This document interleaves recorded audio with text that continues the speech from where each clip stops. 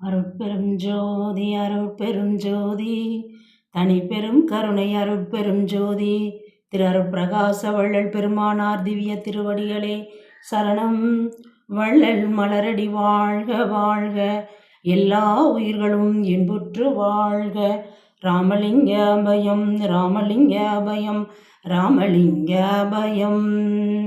பெருமானே வந்தருள் புரிக விரைந்திது தருணம், மாமணி மன்றிலை ஞான சுந்தர வடிவ ஜோதியாய் விளங்கும் சுத்த சன்மார்க்க சர்க்குருவே, தந்தருள் புரிக வரம் எலமல்ல தனியருள் ஜோதியை எனது சிந்தையில் புணர்ப்பித்து என்னோடும் கலந்தே செய்வித்தருள்க செய்வதையே. வணக்கம் சன்மார்க்க அன்பர்களே. நாம் இன்று அட்டகம், இதற்கு முன்னால் சிறிய பதிவில் முன்னோட்டம் போட்டு இருந்தோம். காலதாமதமாகிவிட்டது. இப்பொழுது இவ்வளவு நாட்களாக ஆடியோவில் கொண்டிருந்த பதிவு இன்று முதல் வீடியோவில் வரும் என்று நினைக்கிறேன். பெருமானாரோட அருளால் எல்லாம் நல்லபடியாக நடந்து முடிக்கும். இப்பொழுது அட்டகத்தை பற்றி நம்ம ஒரு முன்னுரை ஒரு முகவுரை பார்த்துடலாம். இப்போ நம்ம பொதுவாக அருட்பெருஞ்சோதி அகவல் பாடி முடித்ததும் அட்டகம் படிப்பாங்க. சன்மார்க்க சங்கத்துலலாம் பெருமான் தங்களுடைய திருக்கரத்தினால் அகவல் எழுதி முடிஞ்ச பின்னாடி பெருமான் அகவலுக்கு அவங்க தலைப்பு கொடுக்கல. அந்த அகவல் எழுத முடிஞ்ச பின்னாடி அட்டகம் எழுதும்போது எழுதி முடித்த பின்னாடி அந்த 8 பாடல்களையும் எழுதி முடித்த பின்பு அருட்பெரும் ஜோதி அட்டகம் அப்படின்னு சொல்லிட்டு பெருமான் அதற்கு தலைப்பு இட்டிருக்காங்க. அப்போ அட்டகம் என்றால் என்ன? அட்டம் அஷ்டம் அப்படின்னு சொல்லுவாங்க வடமொழி சொல்ல, சமஸ்கிருதத்தில். அட்டம் நம்ம தமிழ் வார்த்தை. அட்டகம் அட்டகம் அப்படி என்றால் அப்படி என்றால் எண் எழுத்தில் 8, டிஜிட்டல் நம்பரில் 8ன்னு சொன்னோன்னா, நம்ம தமிழ் பழைய காலத்தில் பெருமானார் காலத்தில் நம்ம முன்னோர்கள் காலத்தில் நம்ம அடிக்கடி பார்த்துருக்கோம். கா என்பது 1, டிஜிட்டல் ரோமன் லெட்டரில் 1 நம்ம எழுதுகிறோம் இல்லையா, அதை நம்ம கான்னு எழுதுவாங்க. தமிழ் எழுத்தில் கான்னு எழுதுவாங்க. 2ன்னு எழுதும்போது ஊன்னு எழுதுவாங்க. அப்போ இது மாதிரி 8ன்றது ஆ என்று எழுதுவாங்க. அகரத்தில் குறிப்பிடுவாங்க. அகரம் என்பது ஆகாசத்தை குறிக்கக்கூடியது. அப்போ எஞ்சான் உடம்புக்கு சிரசே பிரதானம் சொல்லிட்டு நம்ம தமிழர்கள் சொல்லியிருக்காங்க. அதாவது எறும்பும் தன் கையால் எஞ்சான் அப்படின்னு சொல்லியிருக்காங்க. அப்போ எறும்பு எப்படி அது கையில், எறும்பு இல்லை மற்ற எந்த உயிரினமாக இருந்தாலும் அது கையில் அளந்து பார்த்தா, இப்போ இதுதான் ஒரு சான், இப்போ இது இப்படி அளந்து பார்த்தோன்னா 8 இருக்கும். அவங்கவுங்க கையினால் அளந்து பார்த்தா அந்த 8 அளவு இருக்கும் இல்லையா. எறும்பும் தன் கையால் 8 சான் சொல்லியிருக்காங்க. அப்போ அதோடைய அனுபவத்தை குறிக்கக்கூடியது. அப்போ 8 என்பது என்ன? அப்போ ஆகாசத்தை குறிக்கக்கூடியது. இப்போ பெருமான் இப்போ இறைவன் பொதுவாக தத்துவம் சொல்லும்போது என்ன சொல்லுவாங்க, இறைவனோட அடிமுடியை திருவண்ணாமலையில் பிரம்மனும் அது மகாவிஷ்ணுவும் அடிமுடி தேடி புறப்பட்டாங்க, அது காண முடியலை அப்படின்னு சொல்லுவாங்க. இப்போ நம்ம பெருமானுக்கு மிகவும் பிடித்த பாடல் திருவடி புகழ்ச்சி. அவர் பெருமானார் அதாவது தோன்றும் துணையாக இருக்கும்போதே அவருடைய காலத்திலே முதல் 4 திருமுறை வரும்போது அவருடைய பார்வையாலேயே திருவடி புகழ்ச்சி முதலாக முதல் பாடலாக வந்தது. பெருமானுக்கு மிகவும் பிடித்த பாடலாக சொல்லுவாங்க. அப்போ ஒரு அடி என்று எடுத்துக்கொண்டால் அதை திருவடி புகழ்ச்சி அப்படின்னு சொல்கிறாரு திண்டுக்கல் சுவாமி சரவணானந்த ஐயா அவர்கள்.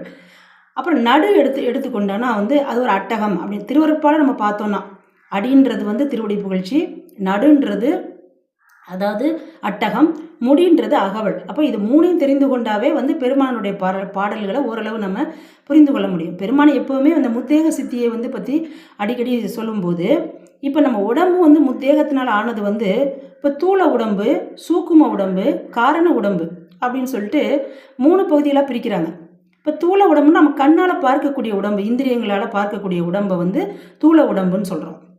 அதுதான் நம்மளுடைய அடியாக இருக்குது.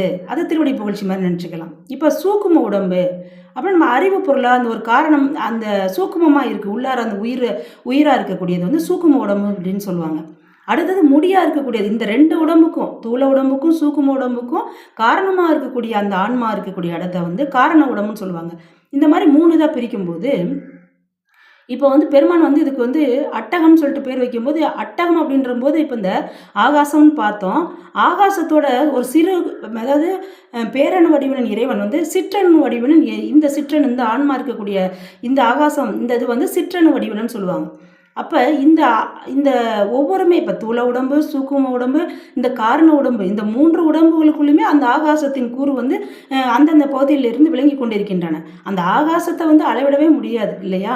அப்போ இந்த இந்த பஞ்சபூதங்களான உடம்பு, அதான் நிலம், நீர், நெருப்பு, காற்று, ஆகாயம், அதோட சூரியன், சந்திரன், ஆன்மா, இந்த 8ம் சேர்ந்தது தான் வந்து இந்த 8 மூர்த்தங்களாக இருக்குது அப்படின்னு சொல்லிட்டு உபதேச குறிப்புகள் கூட இருக்குது. அப்போ புரியட்டகாயம் 8 மூர்த்தங்களால் ஆனது. அப்போ இதை வந்து பெருமான் வந்து 8 செயல்களால் ஏற்றியிருக்கிறாங்க. அப்போ ஒவ்வொரு செயலிலுமே வந்து அருட்பெரும் ஜோதி என் அரசே, அருட்பெரும் ஜோதி என் அரசே அப்படின்னு சொல்லிட்டு முடிச்சிருப்பாங்க.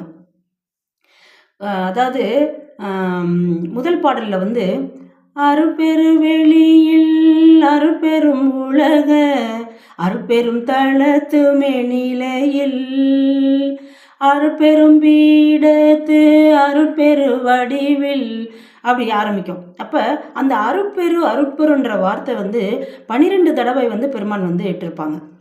அப்போ 12 தடவைன்ற போது எதுக்கு பர்டிகுலராக வந்து 12 தடவைன்னு சொல்லியிருக்காங்க?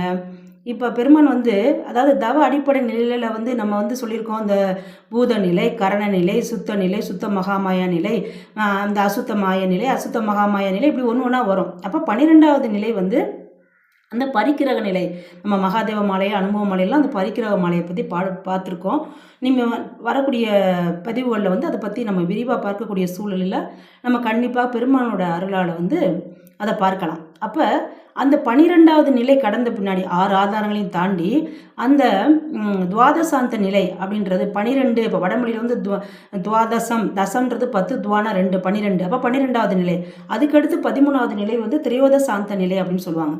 இப்போ மதுரையை கூட வந்து என்ன சொல்லுவாங்க, 12வது துவாதசாந்த நிலை கடந்து திரையோதச நிலைக்கு போகிறது. அப்போ அந்த சிறநடு சிற்றம்பலத்தில் தான் அந்த அருட்பெருஞ்ஜோதி ஆண்டவன் இருக்கிறான். அந்த 12 நிலையில் 6 ஆதாரத்தை காண்டு 6 ஆதாரத்தையும் தாண்டி 7வது நிராதார நிலையில் வந்து அந்த 12வது துவாதச நிலை, அதை குறிப்பிடுறதுக்காக தான் அந்த இறைவன் வந்து அந்த 12 நிலைகளில் வந்து விளங்கி கொண்டிருக்க தன்மையை குறிக்கிறதுக்கு தான் வந்து 12 தடவை வந்து பெருமான் வந்து அட்டகத்தில் முதல் பாடலில் சொல்லியிருப்பாங்க. அடுத்தது வந்து 2வது பாடலில் வந்து இதை வந்து விரிவாக பார்க்க போகிறேன். இந்த முன்னுரையில் இப்போ நான் ஷார்ட்டாக சொல்லி முடிக்கிறேன். அந்த முகவுரை அதுக்கு ஒரு இன்ட்ரொடக்ஷனாக இருக்கட்டும் அப்படின்னு சொல்லிட்டு. குலவு பெரண்ட பகுதியோரானந்த கோடி கோடிகளும் ஆங்காங்கே நிலவிய பிண்ட பகுதிகள் முழுதும் நிகழ்ந்த பற்பல பொருள் திரளும் விலகுறாதகத்தும் புறத்து மேலிடத்தும் மெய்யறிவானந்தம் விளங்க அழகுறாதொழியா அதுவதில் விளங்கும் அருட்பெரும் ஜோதி என் அரசே, அருட்பெரும் ஜோதி என் அரசே. அதாவது அருட்பெருஞ்சோதி என் அரசே அப்படின்னு சொல்லிட்டு 2 எல்லா பாடல்களையும் 8 பாடல்களையும் அந்த அடியில் வந்து முடிவில் வந்து கடைசி வரியில் அப்படி சொல்லியிருக்காங்க. அவருடைய அரசாட்சி வந்து இந்த குலவு பேரண்ட இந்த அண்டங்கள், இந்த இது மாதிரி எத்தனை பிரபஞ்சங்கள் இருக்கும், இந்த மில்கி வேலை எத்தனை உலகங்கள் இருக்கோ அத்தனை உலகங்களில் உயிர் பொருள்களையும் உயிரற்ற பொருள்களையும் ஜட பொருள்களையும் எல்லா பொருள்கள்லையும் எல்லா உயிர்களையும் அவரோட அரசாட்சி நடந்துகிட்டு இருக்குது அப்படின்னு சொல்லிட்டு 2வது பாடலில் வந்து குறிப்பிட்டிருப்பாங்க. அதை பற்றி நம்ம வந்து ஒரு பாடலாக தனித்தனியாக பார்க்கும்போது பார்க்கலாம். இப்பொழுது நம்ம முன்னுரைன்றதுனால இந்த ஷார்ட் அப்படி முடிச்சுக்கலாம். அடுத்தது 3வது வந்து கண்முதல் பொறியாள் மனமுதல் கரண கருவினால் பகுதியின் கருவாள் என் முதல் பொருட தரத்தினால் பரத்தாள் இசைக்கும் ஓர் பரம்பர உணர்வாள். அப்போ இந்த புலன்களாலையும் இந்த இந்திரியங்களாலையும் இந்த கரணங்களினாலையும் அப்போ அந்த இறைவனை வந்து அந்த எல்லாரும் பார்த்துடலாம் அப்படின்னு நினைக்கிறாங்க. அந்த இறைவனை வந்து இந்த கரணங்களுக்கும் இந்த இந்திரியங்களுக்கும் அகப்படாதவன் அப்படின்னு சொல்லிட்டு அந்த 3வது பாடலில் வந்து சொல்லியிருப்பாங்க. அடுத்து வந்து 4வது பாடலில் வந்து நசைத்தமே நிலை, அதாவது இந்த 3வது பாடல்லையுமே வந்து அந்த நித்தியமாக அவனுக்கு வந்து அந்த மிக நுட்பமான வடிவத்தை வந்து உடையவன் அப்படின்னு சொல்லிட்டு அந்த இறைவனை வந்து தன் சிறிது சிறிதாக தான் அவன் வந்து வெளிப்படுத்தி கொண்டு இருக்கிறான் அப்படின்னு சொல்லிட்டு சொல்கிறாரு. அடுத்து 4வது பாடலில் வந்து நசைத்தமே நிலை ஈதன உணர்ந்தாங்கே நனியும் கணுராதந்தோ திசைத்த மாமரைகள் மயங்கின உயங்கி திரும்பின எனதன் இயலை திசைத்த மாமரைகள் உயங்கின மயங்கி திரும்பின எனில் அதன் இயலை இசைத்தலங்கெனமோ ஐயகோ சிறிதும் இசைத்திடுவேம் என நாவை அப்படின்னு சொல்லிட்டு 4வது பாடலில் பாடியிருப்பாங்க. அதாவது மேலே வந்து இந்த கரணங்களுக்கும் இந்திரியங்களுக்கும் அகப்படாதவன் அறிவு நாளில் கூட அடைஞ்சிடலாமான்னு சில பேர் முயற்சி பண்ணுறாங்க. அப்போ அந்த அறிவுடையவர்களுக்கு எப்படி இறைவன் வந்து விளங்கி கொண்டிருக்கிறான் அந்த அருட்பெருஞ்சோதி ஆண்டவன் அப்படின்றத வந்து அதை எப்படி நம்மளை அரசாட்சி பண்ணிக்கிட்டு இருக்குது அப்படின்றது 4வது பாடலில் சொல்லுவார். அடுத்து 5வது பாடல் சுத்த வேதாந்த மௌனமோ அல்லது சுத்த சித்தாந்த ராஜ்யமோ நித்தநாதாந்த நிலை அனுபவமோ நிகழ்பிற முடிவின் மேல் முடிவோம் புத்த முதனைய சமரச ததுவோ பொருளியல் அறிந்திலம் எனவே அத்தகை உணர்ந்தோர் உரைத்துரை தேத்தும் அருட்பெரும் ஜோதிய நரசே அருட்பெரும் ஜோதிய நரசே. அப்போ அந்த வேதாந்தம் சித்தாந்தம் அந்த 6 அந்தம் சொல்லுவாங்கள்ல, கலாந்தம் போதாந்தம் நாதாந்தம். அப்போ அந்த 6 அந்தங்களுக்கெல்லாம் வந்து தேடிட்டு இருக்குது. அந்த அந்தங்களுக்கு அப்பால் இருக்கான். ஆகம முடிமேல் ஆரண முடிமேல் ஆக நின்றவங்க அருட்பெருஞ்சோதி. அதாவது இந்த வேதாந்தத்தையும் சித்தாந்தத்துக்குள்ளே மற்ற இருக்கக்கூடிய அந்த 4 அந்தங்களும் போதாந்தம் யோகாந்தம் நாதாந்தம் கலாந்தம் அந்த 4 அந்தங்களும் இந்த வேதாந்தம் சித்தாந்தத்துக்குள்ளே அடங்கிடும். இந்த நாதங்களுக்கும் அப்பால் இருக்கான். இந்த அதாவது ஆகமன்றது சித்தாந்தம், ஆரணன்றது வேதாந்தம். ஆகம முடிமேல் ஆரண முடிமேல் ஆக நின்றவங்க அருட்பெருஞ்சோதி. அப்போ அவனோட அந்த வேதத்துக்குலாம் அப்பாற்பட்டு அந்த சித்தாந்தத்துக்குலாம் அப்போ அந்த 6 அந்தங்களுக்கு அப்பாற்பட்டு இருக்கிறான் இறைவன். அப்போ வந்து அவனை வந்து அவன் அருளாலே அவன்தான் வணங்கி அவன் தாழ் வணங்கி அப்படின்ற மாதிரி அவனோட அருள் இருந்தால் தான் அவனுடைய இது அந்த அருளை பெற்றுக்கொள்ள முடியும். அவன் எப்படி பரிபூர்ணமாக இருக்கிறான் அந்த 6 அந்தங்களுக்கும் அப்பாற்பட்டதில் வந்து அவன் வந்து புத்தமுதாக இருக்கான். அவன் வந்து அந்த எல்லாத்துக்கும் சமரச ததுவாக இருக்கிறான். அவன் வந்து அந்த புத்தமுதை கொடுக்கக்கூடியவன். அவனோட அரசாட்சி எப்படின்னு சொல்லிட்டு அடுத்த 5வது பாடலில் பார்க்கலாம். அதுக்கடுத்து 6வது பாடல் ஏகமோ அன்றி அநேகமோ என்றும் இயற்கையோ செயற்கையோ சித்தோ தேகமோ பொதுவோ சிறப்பதோ பெண்ணோ திகழ்ந்திடுமானதோ அதுவோ யோகமோ பிரிவோ ஒளியதோ வெளியோ உரைப்பதற்றோ என உணர்ந்தோ ஆகமோடு உரைத்து வழுத்த நின்றோங்கும் அருட்பெரும் ஜோதிய நரசே அப்படின்னு முடிச்சிருப்பார். அதாவது இறைவன் வந்து ஒன்றாக இருக்கும் ஏகம் அநேகன் அப்படின்னு சொல்லி ஏகம் அநேகம் என பகர் அப்படின்னு சொல்லிட்டு கூட அகவலில் சொல்லியிருப்பாங்க பெருமானு. அப்போ அநேகமாகவும் 2 வித தோற்றமாகவும் இருக்கிறான் அவங்கவுங்களுக்கு தகுந்த மாதிரி. இப்படிப்பட்ட இறைவனை வந்து யோகிகள் வந்து இப்போ யோகம்னா ஒன்றுபடுதல், அவங்க கூடாமல் கூடி இந்த மாதிரி ஞானிகளுக்கு அவங்க எப்படி அது இறைவனை வளர்த்துறாங்களோ அவங்களுக்கு தகுந்த மாதிரியும் அந்த அருட்பெருஞ்சோதி ஆண்டவன் இருக்கிறான் அப்படின்றத வந்து இந்த 6வது பாடலில் சொல்கிறாரு. அதுக்கடுத்து தத்துவம் அனைத்தும் தனித்தனி கடந்தே தத்துவாதீத மேல்நிலையில் சித்தியல் முழுதும் தெரிந்த நம் அவை மேல் சிவநிலை தெரிந்திடச் சென்றே ஒத்த அந்நிலைக்கண் யாமும் எம் உணர்வும் ஒருங்குற கரைந்து போயினம் என்று அத்தகை உணர்ந்தோர் வழுத்த நின்றோங்கும் அருட்பெரும் ஜோதியின் அரசே அப்படின்னு சொல்லிட்டு 7வது பாடல். அப்போ முதல்ல பாடலில் வந்து இந்த யோகிகள்லாம் இது பண்ணுறப்ப இங்கே ஞானிகளுமே அவங்கவுங்க ஒரு தவ பயிற்சினால படிப்படியாக வந்து அந்த சிவஜோதி காட்சியை பார்க்குறாங்க.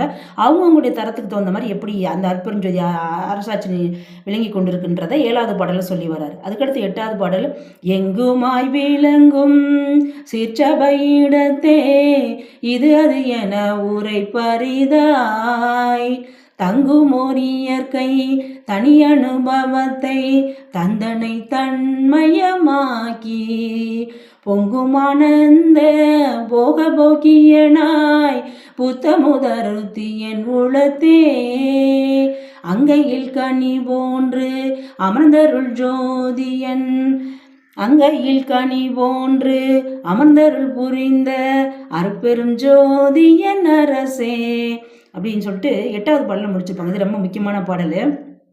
அதாவது அந்த சிற்றபையில் அந்த திருச்சிற்றம்பலத்தில் வழங்கக்கூடிய அந்த அருட்பெருஞ்சோதி வந்து அவருக்கு வந்து பெருமானுக்கு வந்து புதிய அமுதத்தை ஊட்டுனாங்களாம். அந்த அமுதத்தை சாப்பிட்ட பின்னாடி தான் வந்து அதை அனுபவிக்கக்கூடிய நிலையை வந்து பெருமானுக்கு கொடுத்தாங்களாம். அது வந்து உள்ளங்கை நெல்லிக்கனி போல். உள்ளங்கையில் எப்படி நெல்லிக்கனினா, அதாவது சாதாரண நெல்லிக்கனியே அவ்வளோ சிறப்பு வாய்ந்தது நம்ம சொல்லுவாங்க ஹெல்த் வைஸ். கருநெல்லியை வந்து அதியமான் வந்து அவையார் வந்து அதியமான் வந்து என்ன பண்ணுவான்னா, அது நம்ம சாப்பிட்றத விட அவையாருக்கு கொடுத்துருப்பான். அது இன்னும் மருத்துவ குணம் வாய்ந்தது. திருநெல்லி பெருமானுக்கு கொடுத்தது வந்து திருநெல்லின்னு சொல்லுவார் திண்டுக்கல்லையார் சொல்லும்போது. அப்போ உள்ளங்கை நெல்லிக்கனி போல் அந்த அருட்பெருஞ்சோதியை கொடுத்தான் அப்படின்றத வந்து 8வது பாடலில் சொல்லுவாங்க. வணக்கம் நண்பர்களே. அதாவது இந்த முன்னோட்டம் முகவுரை முன்னுரை நம்ம பார்த்தோம். இதை பற்றி விரிவான பதிவில் அடுத்தடுத்து ஒரு பாடலாக நம்ம வந்து பார்க்க இருக்கிறோம். பெருமானாரோட அருளால் இன்று நல்லபடியாக முடிந்தது. இனி அடுத்தடுத்த பதிவுகள் பார்க்கலாம் அன்பர்களே. நன்றி, வணக்கம். ராமலிங்க அபயம். அருட்பெரும் ஜோதி அருட்பெரும் ஜோதி தனிப்பெரும் கருணை அருட்பெரும் ஜோதி திரு அருட்பிரகாச வள்ளல் பெருமானார் திவ்ய திருவடிகளே சரணம். வள்ளல் மலரடி வாழ்க வாழ்க, எல்லா உயிர்களும் இன்புற்று வாழ்க. ராமலிங்க அபயம் ராமலிங்க அபயம் ராமலிங்க அபயம். நன்றி அன்பர்களே, வணக்கம். ராமலிங்க அபயம்.